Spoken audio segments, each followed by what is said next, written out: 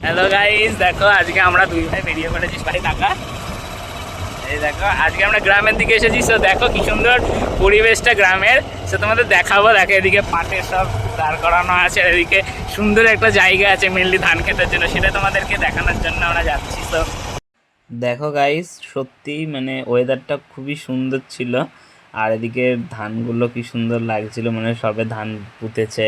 এরকম একটা সুন্দর গ্রামের পরিবেশ, একটা আলাদা একটা সৌন্দর্য লাগে, যারা গ্রামে থাকে তারা জানে। বাট আমরা এদিকে আমাদের ঘুরতে যাই বিকেল হলে একটু গ্রামের দিকে, সব খুব সুন্দর লাগে। আর এদিকে সবে ধানটাও যায়, এদিকে পাট উঠে গিয়েছে, পাট কাঠিগুলো সব খাড়া করা আছে। এদিকে রাস্তাগুলো খুব সুন্দর, মানে গ্রামের দিকে একটা সত্যি, মানে আমরা টাউনে থাকলে কী হবে, যাই হোক সারাদিন টাউনে ক্যাচামেচাতে গ্রামের দিকে একটুখানি সুন্দর একটা পরিবেশ, মনোরম সুন্দর, মানে বিকেল হলে আরও সুন্দর লাগে।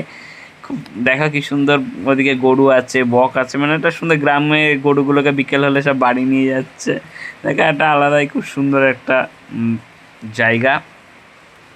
সে বলে না গ্রাম মানে মানে সবুজ একটা অনুভব ফিল হবে, মানে আজ আমার একটা সবুজ একটা মানে উপভোগ করা যাবে সবুজ কি।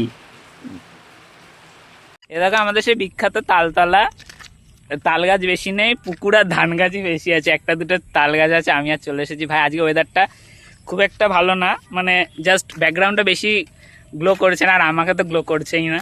যাই হোক, এ দেখো আমি আর ভাই চলে এসেছি, কটা ফটো তুললাম আমার প্রথম ফোনে। যাই হোক দেখি যাই এবারে বাড়ির দিকে, পেছনে ওইদিকে যেতে যেতে ব্যাকগ্রাউন্ডটা দেখাবো একবার।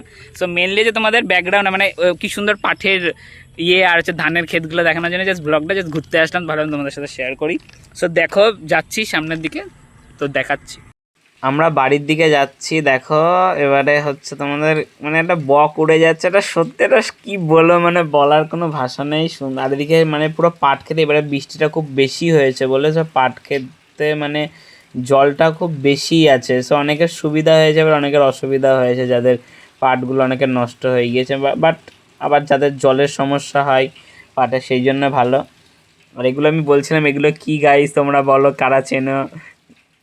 আর এদিকে তো পাটে দেখো পুরো একদম জল হয়ে গিয়েছে, মানে রাস্তা আর জমি অনেকটা এক হয়ে